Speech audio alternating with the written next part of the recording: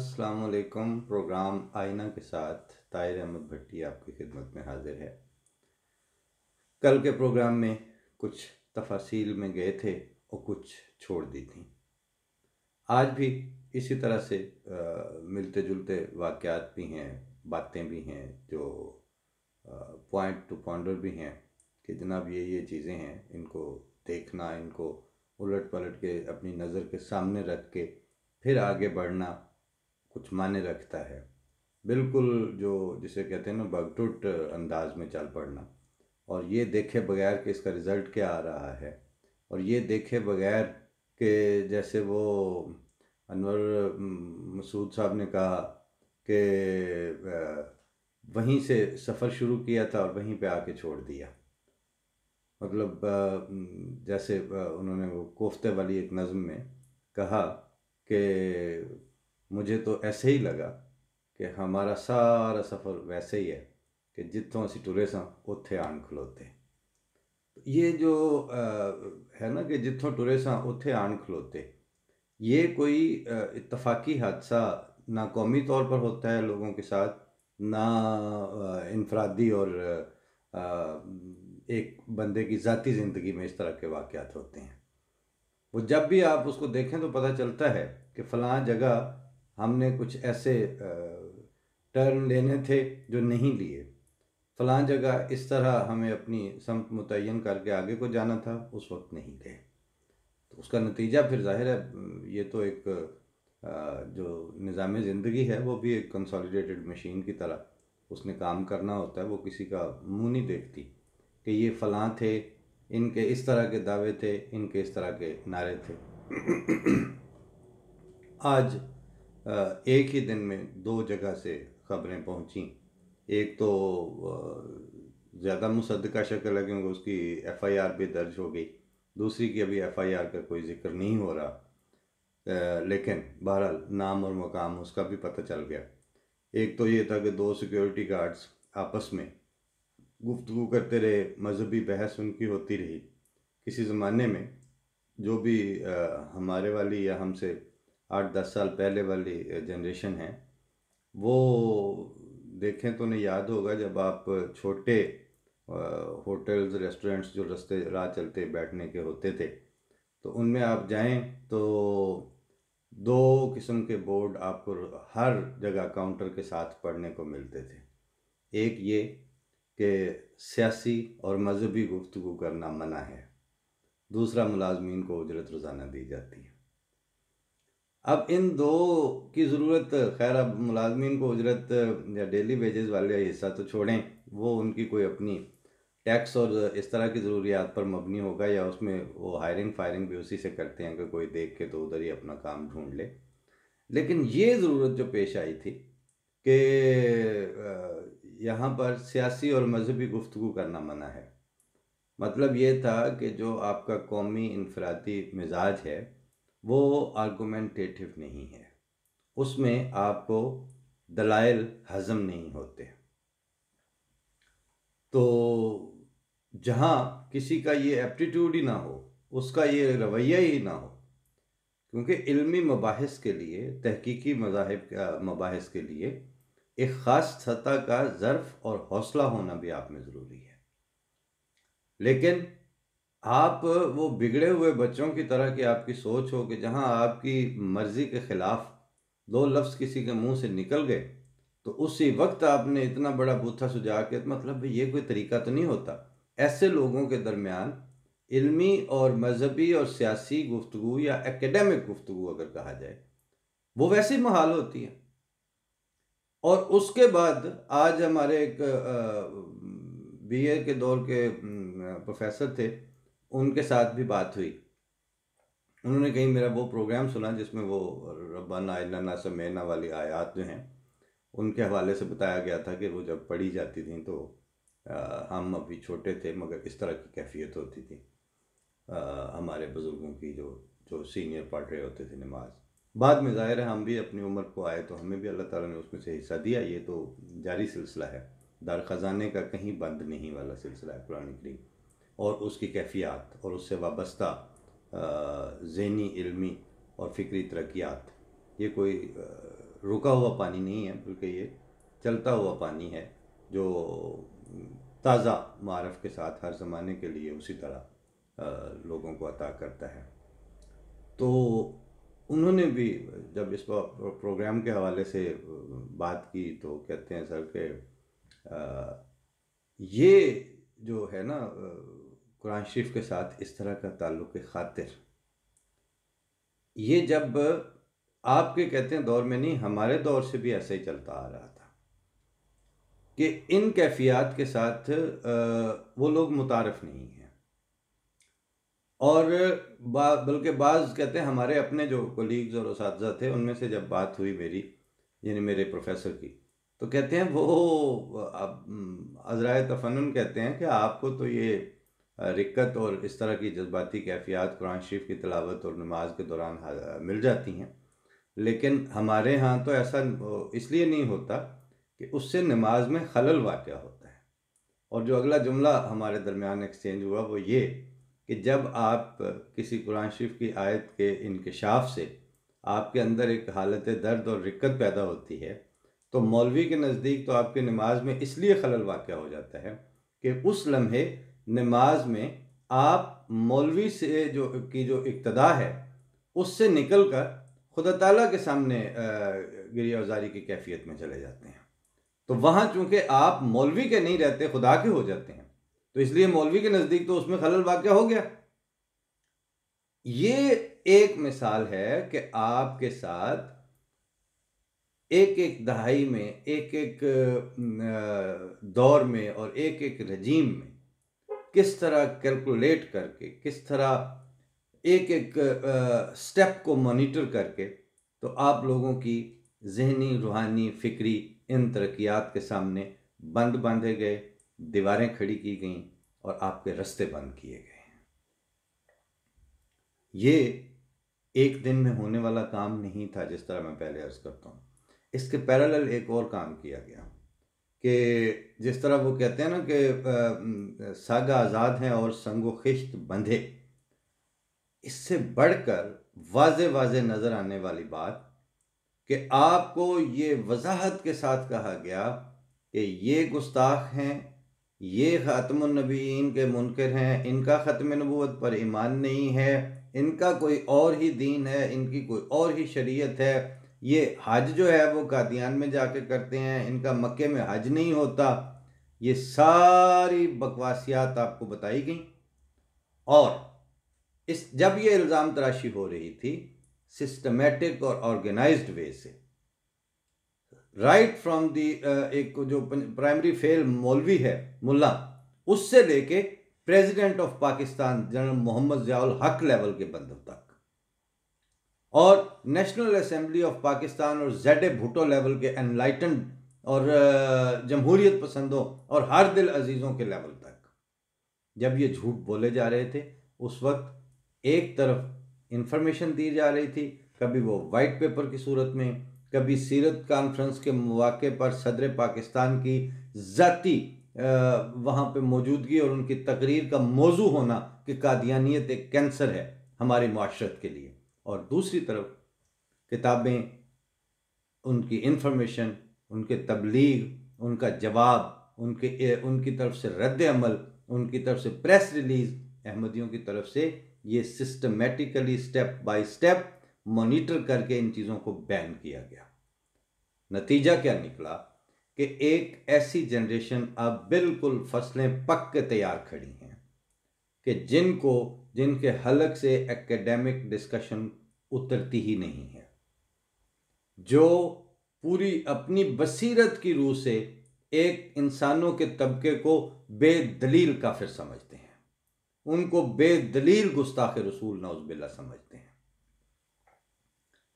और उनकी जहन साजी इस अंदाज में की गई है कि उनको जब वो दलील की डोमेन में आना चाहें, जब वो दलील मांगें या उनको कहा जाए कि इसकी दलील तो मांग लो, तो वो कहते हैं ये इतनी बड़ी हमारे अंदर इश्क रसूल की कैफियत है और हम ऐसे गैरतमंद वाक़या हुए हैं दीनी कदरों की और उसकी खातिर कि अब अगर हम दलील पूछेंगे तो वो भी एक तरह की बेगैरती और एक तरह का सिफलापन होगा। वो आला दर्जे के जो मदारिज हैं आशिक रसूल होने के, वो उसके खिलाफ है। जब उन्होंने ये कहा या जब उनको ये पढ़ाया गया या जब उनको इस पे ट्यून किया गया, उस वक्त कुरान शरीफ की ये बात भी भूल गई कि हाथू बुरहानकुम। जब अल्लाह ताला ने अंबिया के मुंह से ये कहलवाया कि जाओ फिर अगर तुम ये इल्ज़ाम लगाते हो तो तुम्हारी दलील क्या है तुम्हारे पास।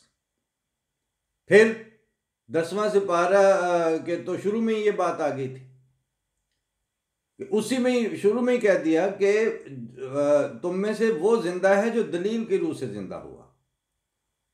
मन हलाका अनिल बैया वाली जो आयत है, और जो दलील की रूह से हलाक हुआ वही असल में हलाक शुदा है।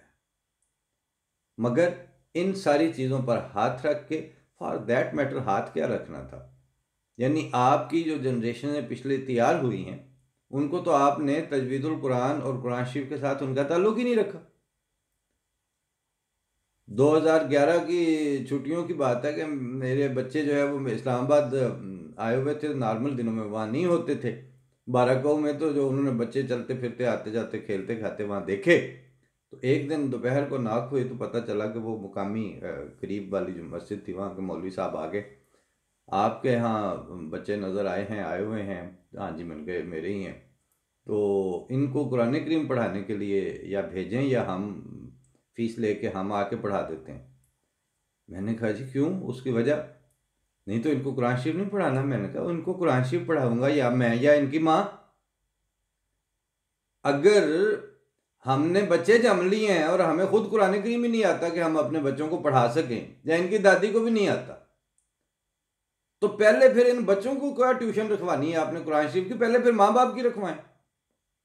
तो वहां तो कल्चर ये है कि आपके माँ बाप के बारे में फॉर ग्रांटेड है कि उनको कुरान करीम ना पढ़ना आता है ना पढ़ाना आता है, और बच्चे आपने सुपुर्द कर दिए मौलवी के, और फिर उसके साथ जो रेलेवेंट वाकयात होते हैं उनका यहाँ महल नहीं है कि उनकी तफसील में जाया जाए। लेकिन वो मौलवी साहब काफ़ी हैरत के साथ, बल्कि थोड़ी सी इस अंडरस्टैंडिंग के साथ कि अच्छा जो अपने बच्चों को कुरान शरीफ पढ़ा लेते होते हैं, तो वो फिर उन्होंने इधर उधर से पता किया, पता चला कि अच्छा एतकादियानी ने, यानी जो अपने बच्चों को खुद कुरान शरीफ पढ़ा सकता है वो कादियानी होना चाहिए। आप लोगों ने दीन के साथ मतलब चूंकि ताल्लुक ही नहीं था, वरना ये हाथू बुरहानकुम और ये सामने की आयतें हैं ना, हर वक्त का इनके साथ आपका ताल्लुक होना चाहिए था, मगर अब नहीं है। कुरान करीम के जो मतन के साथ, उसके मफाहीम के साथ आपका रोजमर्रा का ताल्लुक नहीं रहा, और उस अदम ताल्लुक के असल में तो नतीजे में आपके अंदर ये बुग़्ज़ की और इस तरह की इनाद की और इस तरह की बेवकूफ़ी की हालतें जो हैं वो ऐन इस्लाम और ऐन इश्क रसूल बन के सामने आई हैं।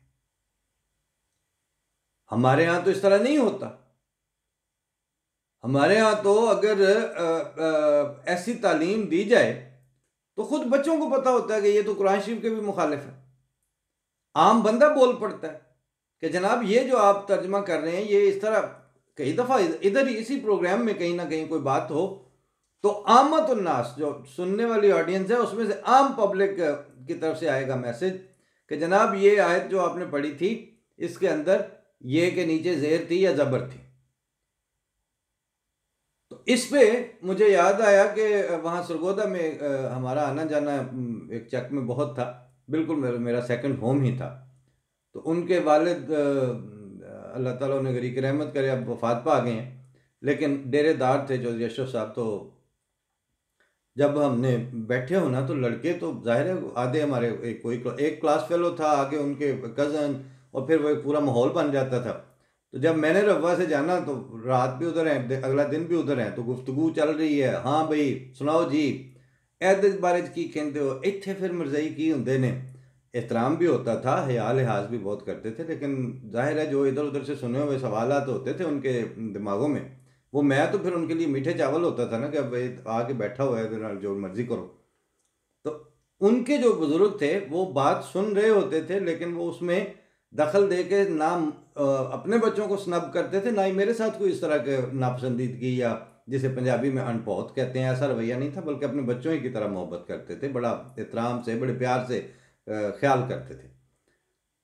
उस दौरानिए में एक दिन दोपहर दारे का जो माहौल होता है, 10-15 मंजियाँ, काफ़ी सारे लोग, तो वो कम होते होते जब दोपहर अच्छी तरह पक गई, तो वो जो मेन उनके वालिद डेरेदार थे, वो चादर को, या वो जो पतली सी चादर ऊपर को लेके वो तो गए लेट।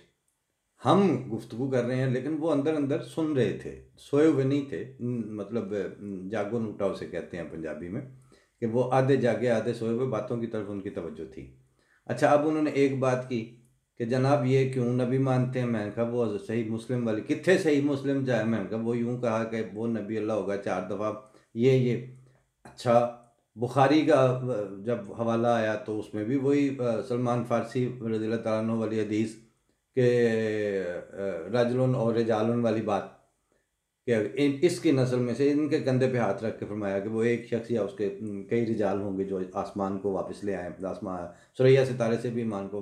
अब ये वो सारा कुछ गौर से सुन रहे हैं, और जब उसको रिलेट किया कि सूरत जुमा में जो ये फरमाया था वाखरीन मिनहुम लम्मा यल्हकू बिहिम, अब अंकल अशरफ जो थे उनको अंदर अंदर से लेटे लेटे एहसास हो रहा था कि इधर नाल कर ज्यादती रहे।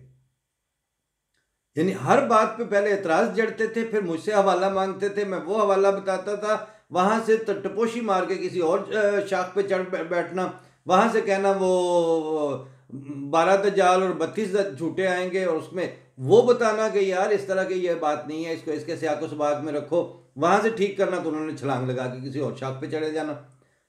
अच्छा, एदा दसो फिर एदा की जवाब? जब 3-4 दफ़ा मैंने आयात और हदीस जवाबी तौर पर कोट करके बताई, तो अंकल अशरफ सोए हुए थे, उनको गुस्सा आया, बाकायदा गुस्से से उठे और जूते की तरफ हाथ मार के, तो साथ अपने ही बच्चे भतीजे थे उनके, उनको काफ़ी डांट वाली और सख्त जुबान में कुछ कह के, तो कहते हैं कि काफिर भी ये वे, ते आयता भी तो यही पढ़ के दे, ते हदीसा भी तो यही पढ़ के दे।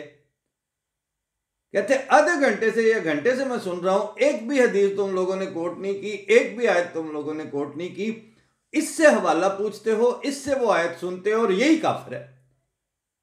तो उन्होंने कहा बेगैरती थी भी कोई हद होंगी। यानी अपने बच्चों को उन्होंने ये इन लफ्जों में डांटा कि बेगैरती थी भी कोई हद होंगी, कि एक बंदे को आप काफिर कहे जा रहे हैं, साहब उसका कुफर साबित करने के लिए उसी से आयतें पूछ रहे हैं, मतलब मुझे गोली मारने के लिए मुझी से बंदूक मांग रहे हैं। बात यह है कि ये जमाने भी, वो उनकी भी वफात हो गई 1-2 साल 4 साल पहले। तो वो जिसे है ना, जैसे वो इकबाल ने कहा कि वो जो बुत शिकन उठ गए, बाकी जो रहे बुत घर हैं, उम्मती बायस रुसवाई पैगंबर हैं। तो इस वक्त उस वक्त तो ऐसे लगा था कि ये सिर्फ शायराना तौर पर एक फब्ती कसी गई होगी, लेकिन अब तो आपके सामने है। अब ये जो कल वाला वाक्य आज मैंने बताए हैं दो, एक ततले आली में कि एक ने कवाली लगाई हुई है, दूसरा कहता है जी हमारी नमाज डिस्टर्ब होती है। नमाज वाला जो है वो ये गैर बरेलवी है, और आशिक रसूल है बरेलवी, जिसने कवाली लगा के सर धुलने और उसे धमाल पढ़नी है। और वो जनाब आपस में लड़ाई होके वो एक जो है उसके दूसरे ने फायरिंग की है, वो अब मौत जिंदगी की इतला के मुताबिक इमाम साहब जो है पता नहीं बाजी हार चुके हैं या अभी हारनी है उन्होंने। और वो दूसरा 2 दिन बहस करते, रात के उनकी मजहबी बहस होती रही अपने अपने अकायद पर। नतीजा क्या निकला? एक सिक्योरिटी गार्ड, बंदूकें दोनों के पास थी, वो बेचारा सो गया गुड फेथ में कि ये तो मजहबी गुफ्तगू थी। रात को उसने सोते में फायर करके तो उसको अब वो कुछ शहीद कहेंगे, कुछ हलाक कहेंगे। दोनों वाकयात तौहीन मजहब, तौहीन रिसालत, इश्क रसूल के नाम पर हो रहे हैं। दोनों जगह कत्ल करने वाला भी मुसलमान है और मकतूल जो है वो भी मुसलमान है। दोनों जगह किसी अदालत, किसी थाने, किसी कचहरी को इन्वॉल्व करने की जरूरत नहीं समझी गई। इसलिए ये काम उस वक्त था जिस वक्त कायदे आज़म ने कहा था कि state has nothing to do with your faith and religion. आपने पहले उसके ऊपर बुरश फेरा, उसके बाद आपने करारदाद मकासद के ज़रिए इस्लामाइजेशन की बुनियाद रखी, फिर आप 53 के बाद घुटने टेकते चले गए और 74 आने तक आपने बिल्कुल हाथ खड़े करके अपना आइन, जिसकी बुनियाद पर मुल्कों में हुकूक मांगे जाते हैं और हुकूक दिए जाते हैं, जिसकी बुनियाद पर फोर्सेस को ये हक होता है कि वो गोली चला के भी तो अमन को कायम करें, आपने उस आइन में सुराख किए, उसमें मुल्लायत को घुसेड़ा। ज़्यादा अरसा ही नहीं गुजरा तो फिर शरीयत कोर्ट बनी, फिर शरीयत बेंच बने, फिर शरीय अदालतें लगीं और उसके बाद ब्लास्फेमी के कवानीन आए और फिर उसके बाद जिसे कहते हैं रेस्ट इज़ द हिस्ट्री। अब एक एक दिन में दो दो वाक़यात, वो पेशावर वाला वाक़या तो एक वाक़या था ना, उसमें तो फिर भी आप घसीट घसाट के कहते थे कि वो खुद तो ताहिर नसीम कादियानी मानते नहीं है, लेकिन कम अज़ कम जो उसके अबाव अजदाद अहमदी थे। ये जो दो वाक़यात हुए हैं इनमें तो किसी के अबाव अजदाद ततले वाली भी कोई नहीं है। तो वो दूसरा जो सिक्योरिटी गार्ड है बेचारा, उसका भी आगे पीछे, वो एक बहावल नगर का था, दूसरा इधर लाहौर के करीब का। मरने वाला मारने वाला, दोनों वाशिक, दोनों मुसलमान, दोनों नॉन अहमदी, दोनों का दूर दूर तक उनमें कोई कादियानी नहीं है। लेकिन नौबत बाई जा रसीद। अब जिन लोगों ने आपके लिए ये कवानीन घड़े थे, अब ये असल में तो ये उन्हीं की जिम्मेदारी है कि वो इनको अनडू आपके लिए करें, वरना ये अब इस तरह चिंगारियां फूटेंगी। बारूद वाला और पेट्रोल छिड़का हुआ मुआशरा ऑलरेडी मौजूद है। नफ़रत की तालीम की कोई कमी नहीं है। दलील मांगना जुर्म है, दलील के साथ बात करना इश्क रसूल के मुनाफी है। तो फिर आधे सोते में मरेंगे, आधे जागते में मरेंगे। फ़ी अमानिल्लाह पाकिस्तान। हमें खुशी नहीं है, लेकिन ये नविश्ता दीवार है जो हम अरसा 40 साल से पढ़ के आपको सुना रहे थे। अल्लाह करे आप 40 दिनों में ही इसको पढ़ने के काबिल हो जाएं तो शायद कुछ बचत के सामान हो सकें, वरना फिर पंजाबी में कहते हैं रब दी दित्तियां सैनियां पैंदियां। हम अपने रंग में सहते आए हैं, आप अपने रंग में सहेंगे। होगा यही जो कि मंजूर खुदा होगा। फ़ी अमानिल्लाह पाकिस्तान। अस्सलाम वालेकुम।